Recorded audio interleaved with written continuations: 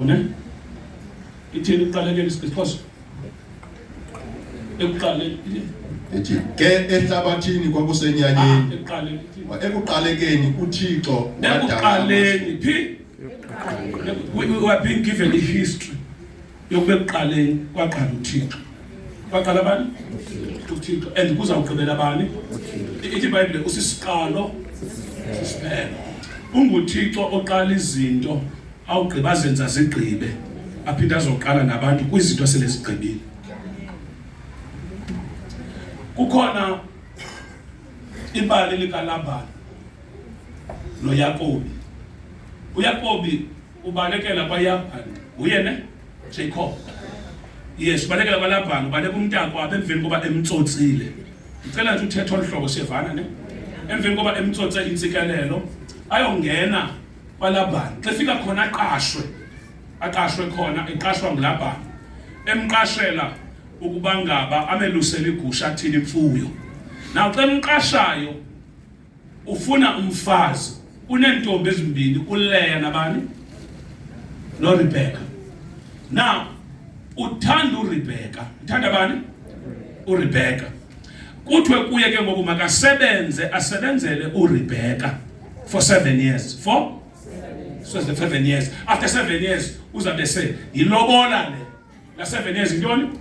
Yilobola. Funeka asebenze kuthiwa she was too beautiful. Kuthiwa she was too much, she was over. For 7 years. So now after 7 years ugqibile usebenza. Xa ezovuswa wabethwa ngesurprise. Isurprise uLeya. And umbona uLeya sevuka naye emandlalweni. Sematrasalizile. So emveni koko uLeya xa evukayo emtshila hayibo ayiyo nje lento bendiyithenjisiwe ayo nto bendiyitheni nikhona cawo. Sometimes siyakwazi ukufumana into esingazithenjiswanga kuThixo sibe sisebenzile. Ukuxa ijonga ufumanisa uba indlela osebenze ngayo ayiyo le ndlela ovuswa. Into yokuqala namhlanje efika si-adresseleyo ukuthi sometimes uyakwazi usebenzela uRebecca ufumane uLeya. Uyakwazi usebenzela bani i-effort yakho yonke i-motivation kukufumana bani uRebecca, but uxa uthi surprise uLeya. Sisi-understandane? Na wavuka lo mfo sithiwa ubethwa ngoLeya ekhalaza because sometimes yakwazi ukukhalaza kuThixo uba Thixo emveni koba ndizinikele kangaka, emveni koba ndinikele kangaka akho prophetic seed ndingayenzanga kodwa why ndizawurewardwa ngolu hlobo. Wamphendula uLabani uyamazi wathini? Wathi indlela ebheka kuRebecca igqitha kuLeya. Indlela ebheka phi igqitha phi? Ngokwesiko asikwazi ukunika omncinci omdala esekhona. So namhlanje into yesibili endifuna ukuxela yona yeyokubana le ndlela ukuyo ibheka kuRebecca. Ibheka phi? Sumlahla uLeya because uLeya yi-breakthrough yinto ebonisayo ukuthi uRebecca uzawufumaneka. Litonele inkosi phela. Litonele libheka usetoneleni. Ya kuRachel inkosi mfo Rachel kumonto kuRachel siyavana ne kuRachel usendleleni ebheka uRachel kodwa ubuthenjiswe ngabani? Uthenjiswe ngabani qala? uRachel siyavana ne wanikwa bani? Uyazi ba why? Into baxaba kuvese kwaveza uLeya wawungazukhonza wena. Kwafika kuvezwe lento uyifunayo. Uthi xa uzugijima ithatha ifihlwe kuthiwe gqitha apha. Because uLeya ubekelwe ukusebenza wena ukuthi ube nestamina ukwazi unyamezela into ongazithandiyo nento ongasifuniyo uzinyamezele uzithini yayenza sense ne. Amen. Namhlanje ndifuna umamkela uLeya wakho umazi bangaba apho ubheka khona ubheka kubani kuthiwa awukwazi ukumfumana uRachel uLeya Namhlanje ngifuna xa ujonga i-effort yakho nokusebenza kwakho ucinga ukuthi disappointed uyazi ukuthi uyayazi le nto ayenzayo. But ke ngoku okwesibini okwesithathu sorry sifumanisa uba indlu kaThixo kwaSirayeli ayiphumanga kuRasheli iphume kuLeya. Zikhona into ezilungileyo ezawukhutshwa pha kuLeya. Ungabala kwisons zika-Israyeli ezipha uJuda uzelwe Leya and uJuda ngulo uye wayi-foundation. Did you understand that? Sometimes iyakwazi uphuma into enhle entweni embi. Wena ungayifuniyo. Thina ingxaki into wakhe wathi kuye uyophi xa ethetha nomfazi wakho asidinge ndini somfazi. Ubulindele okuhle kodwa na. kuThixo. Awubazi banoleya bakhona kuThixo. Nabo ngaba abantu. Kukho izinto ezimbi but ezidesignelwe ubuhle. Siyadingana. Zimbi kodwa iziphumo zazo zihle. Sometimes we focus too much ezintweni singafocus kwi-end results. Uthi uyaphi thetha uthi I know that ekugqibeleni xa seyigqityiwe yonke le nto ndingayi-understandiyo I will come out as pure. That's good. After he has tested me. Nama ndiyi-understand kodwa ekugqibeleni but I know ukuthi I will not fail. Namhlanje ndifuna uyazi loo nto leyo. Ndifuna udeclare isiphelo kwesi siqalo sakho sibi. Ukuthi ekugqibeleni whatever is born of God conquers the world. Ekugqibeleni xa sele izinto zisongwa kuzawuvela wena. And uzawuvela usikelelwe nguThixo. Uxa ujonga indlela eyihambileyo noleya bakhona kodwa kwaba leya kukho noJuda bazelweyo. Number 2, the Bible is in the beginning. God, uThixo kuqalekeni wadala izulu no? Now sixelelwa uThixo siyambonisa uba uyi-owner yezulu. Aphinde abe ngu-owner. Athi lile lakhe elimile ihlabathi elimileyo nenzaliseko. Siyavala bazalwane. Now ithi iBhayibhile emhlabeni kwakunjani izamfana ufunde hlo. Ekuqaleni uThixo wadala amazulu nehlabathi. Ke ehlabathini kwakusenyanyeni. Ehlabathini kwakusenyanyeni ithi basenyanyeni kunjani? 2 million. Homeless. Oh, it was formless. It was formless. It was shapeless. Kwakusenyanyeni kwakuphi? Ebona kwakusenyanyeni. Inoba bimbi loo nto leyo. Thoko yini semnyama kumnyama kusenyanyeni senyanyeni uboyazi ukuthukile umuntu kathi usenyanyeni senyanyeni iza kwakumnyama phezu kwamanzi kwakunjani kwakumnyama phezu kwamanzi isabantwana bami kwakumnyama phezu kwamanzi 3 umoya kaThixo wafukama phezu kwamanzi. Okay, ngifuna esilungwini khona apho inbetha khona. Now the earth was formless and empty. Yes, yabona empty akekho ba? Isixhoseni. Darkness was over the earth. It was empty. Wasube ku-empty isixhosa siyabaleka. The earth was formless and kwakusenyanyeni kungekho nto kuselibani. Yes. Darkness was over the surface of the and darkness ubumnyama babuhleli kugubungele ezo zinto. And the Spirit of God was hovering. Now kuchithwa igiya kuthiwa but the Spirit of God.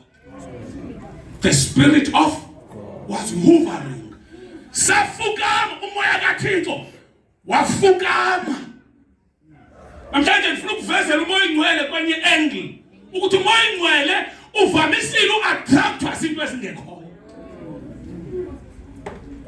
Kukho izimo wena ongakwazi ukuzithatha zezakho. Futhi awukwazi umela nelinyanya inkulu. Awukwazi umela nale-emptiness nesithoko kuso. But iBhayibhile ithi umoya ingcwele wahlala. Wathi umoya ingcwele wahlala umoya ingcwele. Uhlelelene umoya ingcwele kunje.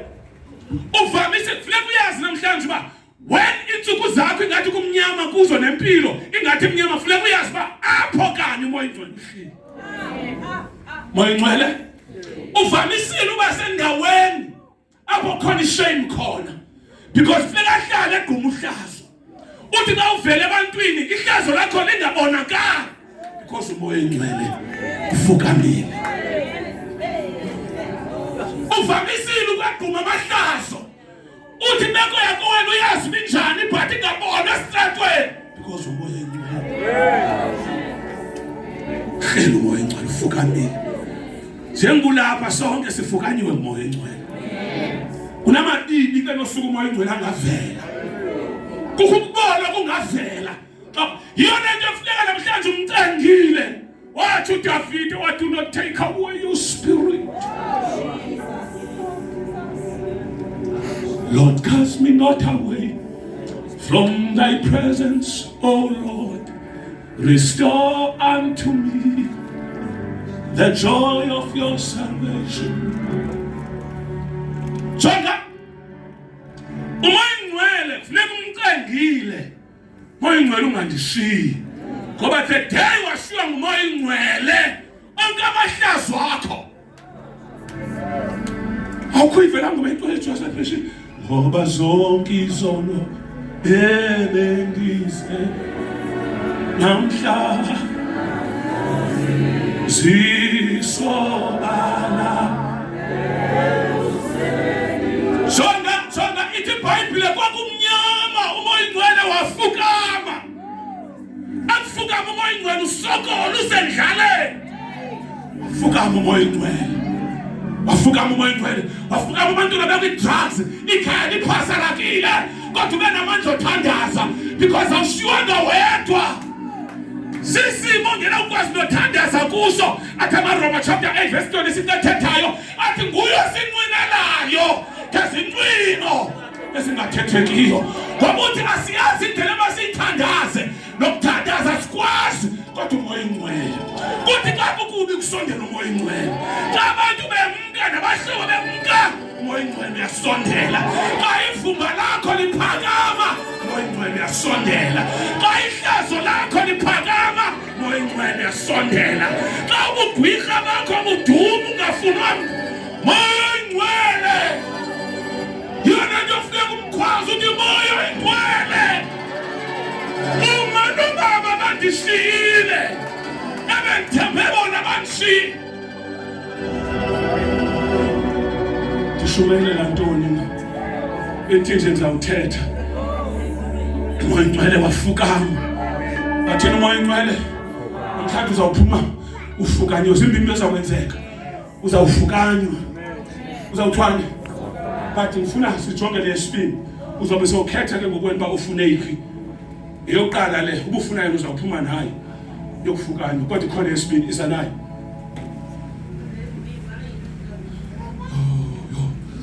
And God said, kwakho inkomo eqhele intombi yayisithi makhulu ndiyephule ndiyatsha ndisakhola cho makhulu ndiyephule ndiyatsha ndisakhola ndiyatsha sikholiwe. and God said, "Let there be light," and there was light. Now, you cannot separate the Holy Spirit from the Word. Amen. Once umoya ingcwele abekhona ufika fukame. Ugcine wena ulinde izwi. Ngoba izwi alithethwa lingathunywa endaweni umoya ingcwele angafukamanga kuyo. Lizwe lilandela umoya ingcwele ukuthi ufukamephi. Asikhona licawa. Oh, Nkosi yami bakhona bazalwane. Ngani date namhlanje? Elabani. Ibhalele date kwidari yakho. Ngoba namhlanje kunento entshe esawugqabhuka.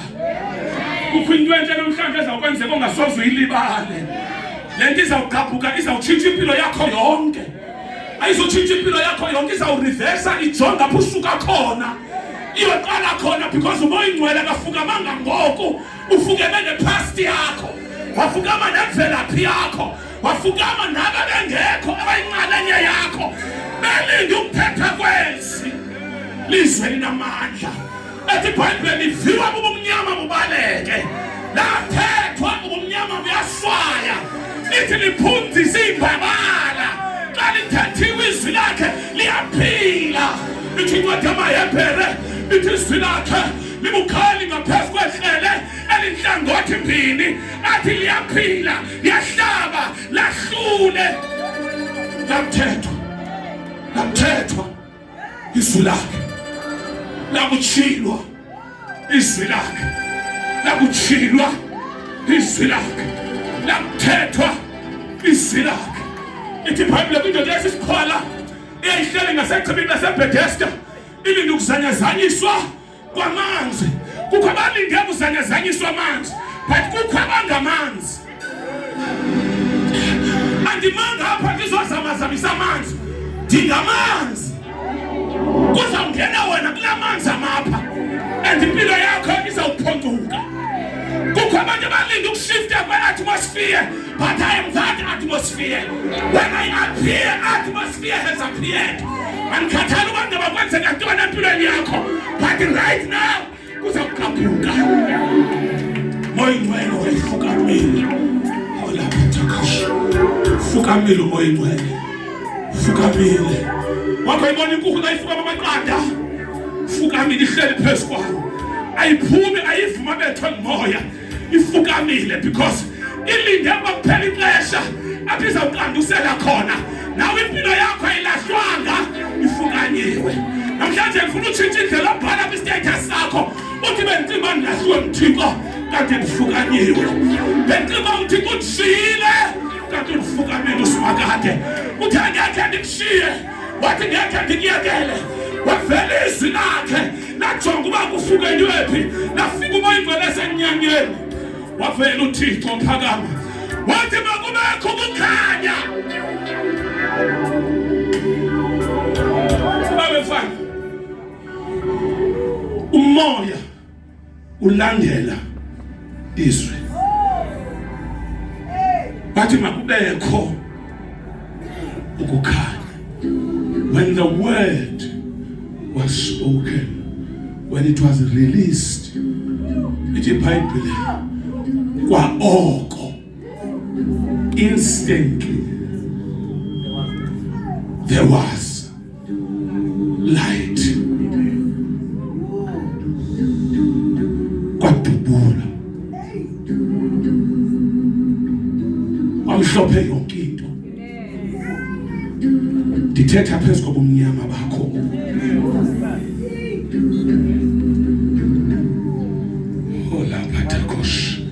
sendiyavala esokugqibela iscripture sikuMatthew singasifundi sikuMatthew chapter 33 osame ngenyawo sinama ngenyawo ndiyavala Matthew chapter number 3 from verse 33 I think so ithi iBhayibheli uYesu waseNazaretha wayahamba ehamba wadibana noYohane uMbhaptizi wafika uYohane uMbhaptizi ebhaptiza abantu wathi bona uba nanku ebhaptiza wangena etshwini uYesu xa ngena etshwini wambona uYohane nanku uYesu wathi nansi mfana isetshwini wathi nansi mfana ethabatha isuse isono sehlabatha ndifanele mina noba nje uchukumisa nomtya wemphathatha yayo mkhulu kakhulu lo muntu wathi umuntu omkhulu besetshwini ebheka uYohane wathi uYohane bemnqandayo uthi andinawukwazi ukubhaptizwa bethi uYesu ndifake ukuze ngokwenza njalo kuzalisekiswe isibhalo uthi omnye mkhulu kakhulu uthi ewe nabakhulu bayasabhitha kwabancinci sometimes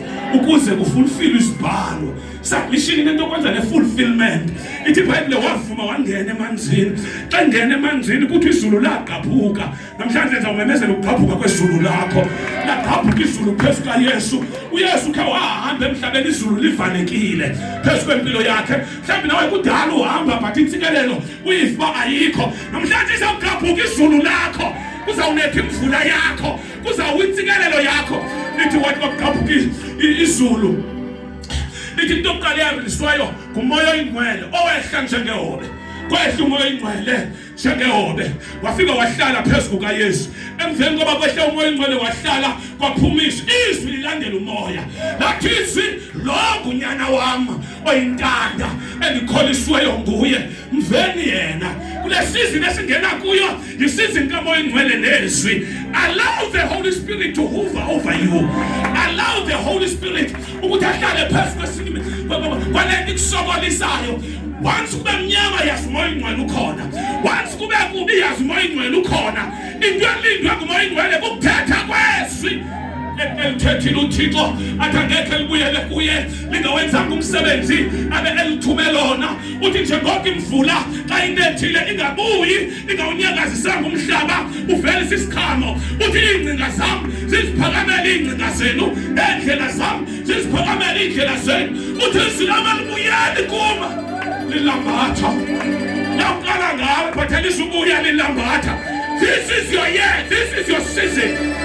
We are speaking things into existence. We are commanding things into existence. We are declaring things into existence. We are cancelling all the curses, the powers of darkness. In the name of Jesus, we are bringing down powers and principalities.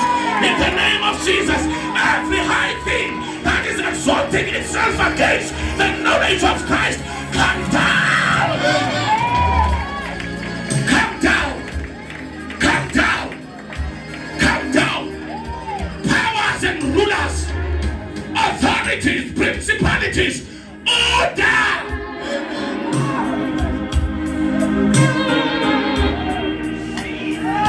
Order. Order. We are ascending. We are occupying. Empty realms were coming. Rapatokos.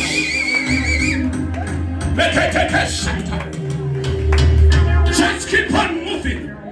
Just keep on. Keep on serving God. Keep on proclaiming the name of Jesus. Keep on moving forward. I don't care how tough it is, but I say to you, keep on. Keep on. Joshua, what angry eye? What angry kings as he sits? Sizomhlanganyela was going, and he kept on moving. Like kumeka kuJoshua approach her. Jericho kuthiwa yayi-fortified inqatyisiwe yokhelwe ngendonga ezi-serious. uThixo kwangoko wabona uba uJoshua ngoku kuzawuba nzima kwiJericho, masideploye iingelosi ezintsha esingahambe march ebheka phambili. Wafika sekwicala leengelosi into eziphethe umlilo amakrele wethuka ethi babalwa naye wabuza uba ningabaphi. Bathi asingobakho asingobotshaba singabezulu sisoma nawe. Namhlanje uThixo makadeploye ingelosi phezu kwempilo yakho, iingelosi ezintsha, a new set of angels, ingelosi ezawulwa amadali ojongene nawo. Let there be light. And the Bible says there was light. Lift up your hands. I'm declaring light now.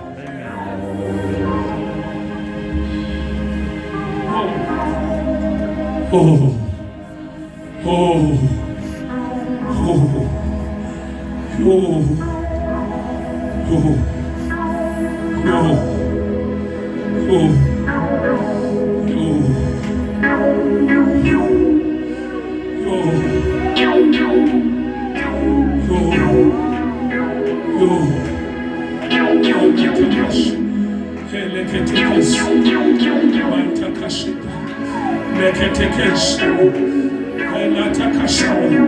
arise and shine.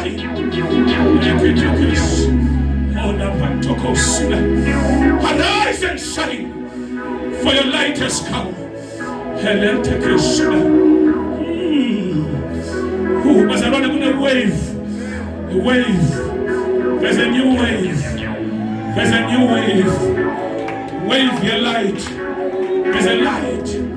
A shiner brighter than Zonke's light. There's a light. Napataka shadow. Impilo yako ya light wa Mungu. Hapo bekumnyama kuna ya light wa Mungu. There's a light. There's light. There's a light.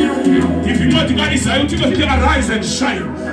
For your light has come, and the glory of the Lord is upon you. Not only the light, and the glory of the Lord has risen upon you. Lift up your hands. There is fire. There is fire here.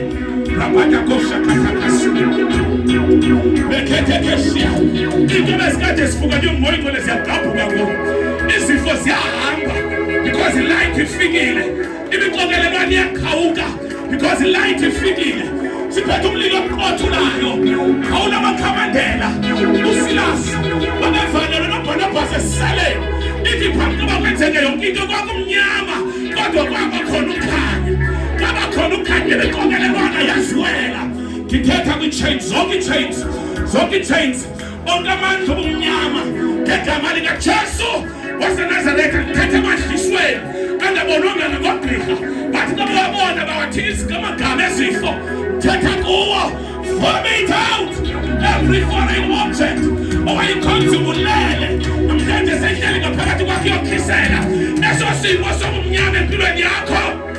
Makubekho ukukhanya. Thetha ukukhanya kwi-career yakho, kumsebenzi wakho. Thetha imali kwi-finances zakho. Thetha ukukhanya endleleni yakho. Thetha ukukhanya efemelini yakho. Andikhathali imali elibhigwirha elibophileyo namhlanje. Onke loo matshayini siyawaqhawula. Amagama afaka esibhotile ngahlukutywa siyawakhupha ngegama likaJesu waseNazaretha. Into ezomphelweyo siyazilanda. Light.